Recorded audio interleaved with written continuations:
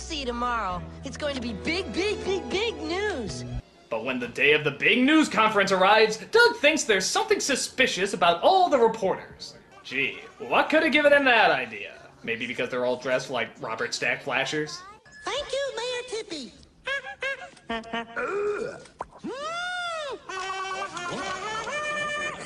Sorry, always wanted to do that on TV. You're a waste of thought. So, to save the monster, Doug totally bails on the news conference. Something's not right. I think we made a big mistake. Mr. Bunny, is this your idea of a joke? I'm sorry, I gotta go now. I knew it. Sea monsters, right. I can't believe it. I had no idea Doug would lie like that. I say we judge strictly by how it looks and in no way question motivation or character. So after they find out that the reporters did indeed work for Mr. Bluff, and that it was just a plan to capture the monster, the mayor's plan is going to be A. Have Bluff arrested, B. Document all that she can through video and eyewitnesses that the monster is real, or C. Have some of Bud's famous leftover meatloaf.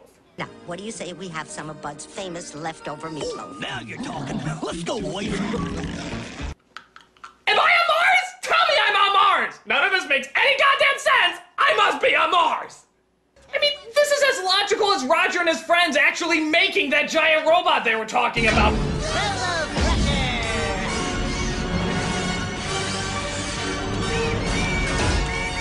Oh, what? You never did this in high school? I did it all the time! Right after I made the honor roll in Muggle Studies! Didn't you look at my plan? It's supposed to be this big compared to me. But it's okay, they have a shrinking ray to make him the scale they wanted. Sticks, this is Rob. Chase me back now.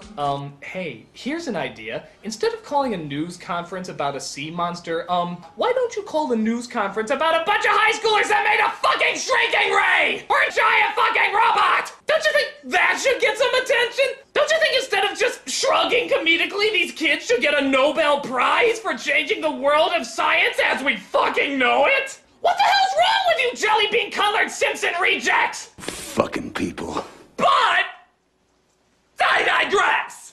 Things, believe it or not, get even weirder as Roger's robot turns into a motherly housemaid. A sort of Julia Child bot, if you will. Now, let's change out of that beastly outfit and into something more presentable.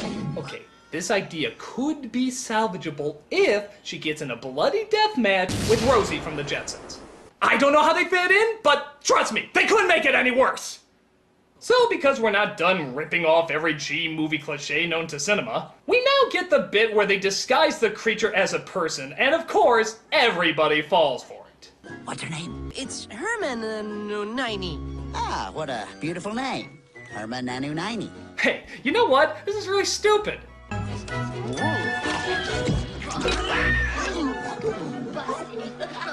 Doug with that cute girl. Wait a minute. What? Look at Doug with that cute girl. Okay, alright.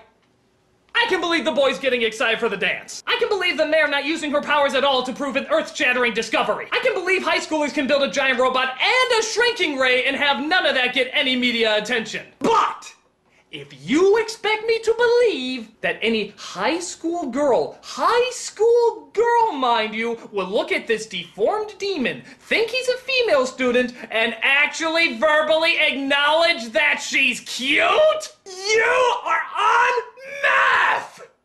I mean, my God, do you have any idea how the teenage female mind works? They will pick apart anything that is not stylized perfection. This is the species that's turning this into a cultural phenomenon. They will criticize thighs. Thighs, for God's sake! And you're seriously telling me they would call this beauty show genocide cute? You are fired from breathing. Please, pack up your desk and kindly leave live! But I digress.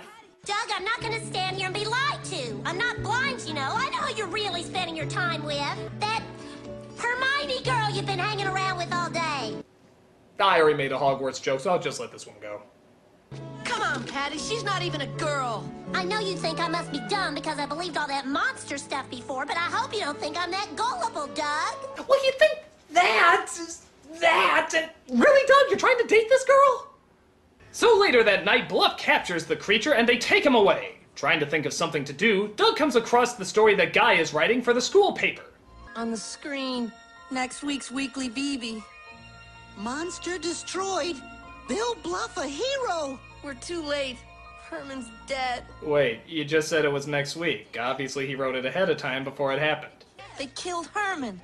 This stinks. Yeah, but it's next week's paper.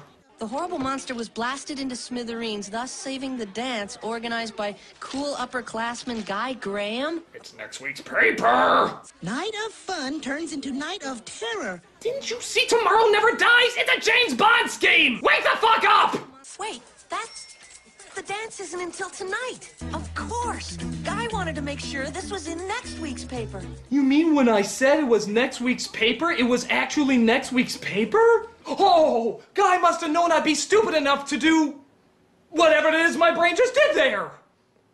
So, the night of the dance comes, and nobody seems to question why security has been up to Nazi-level extremes. We're so glad to see so many of you lovely people here tonight.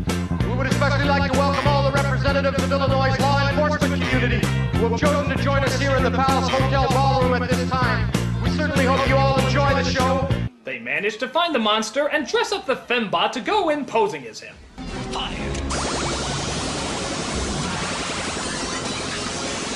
Whoa, pretty harsh on the robot there, aren't you guys? Roger. Somebody take this. Take him. No! I can't believe how needlessly cruel they're being to this thing.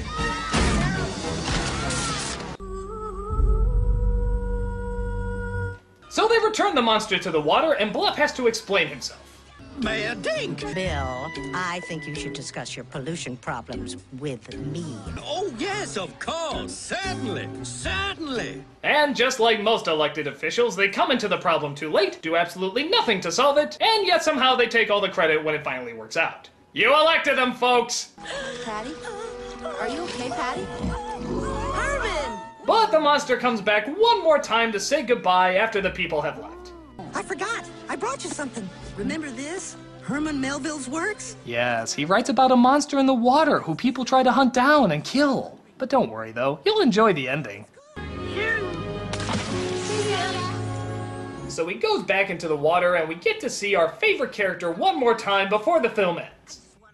No, not that puke stain. There you are. Oh, you forgot your jacket. Oh my god, I feel so sorry for this thing! Roger. How is it in a cast of characters this big and literally this colorful, the only one I feel any amount of emotion for is the lifeless robot? It's actually kind of hard to watch. Roger. Go give him his coat, robot. You have America on your side! Patty and I danced on the dock under the moon for quite some time. I wouldn't have minded if it had gone on forever.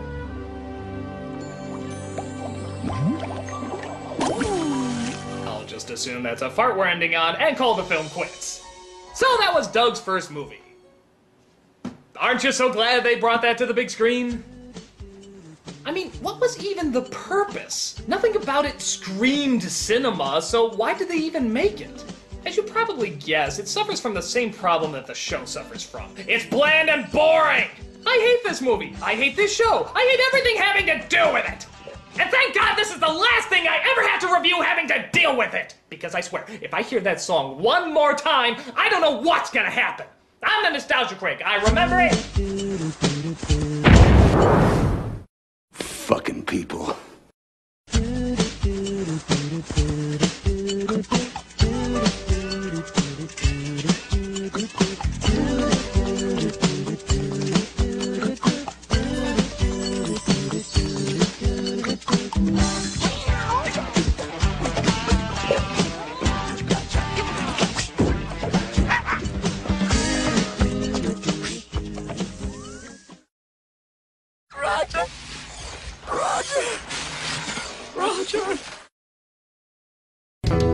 It's con time! From November 11th to November 13th, I'm gonna be returning to ShadowCon in Tampa, Florida. Also in November, from the 18th to the 20th, I'm gonna be at CollisionCon, which is in Pheasant Run, St. Charles, right in my home state of Illinois. Go there, and I will break the fog.